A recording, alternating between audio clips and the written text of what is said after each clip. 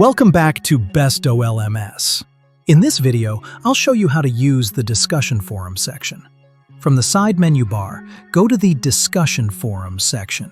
Here, you'll find the categories created by the admin.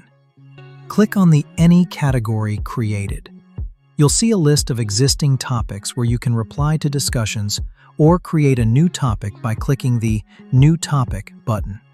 To create a new topic, select the category, enter a title, add your content, and include relevant tags. You can also use moderator options, such as Make Sticky or Lock Topic if needed. Once you've filled in all the details, click on Create Topic. Your topic will now be visible to everyone in that category. Engage, discuss, and learn together. Besto LMS, where every question sparks a conversation.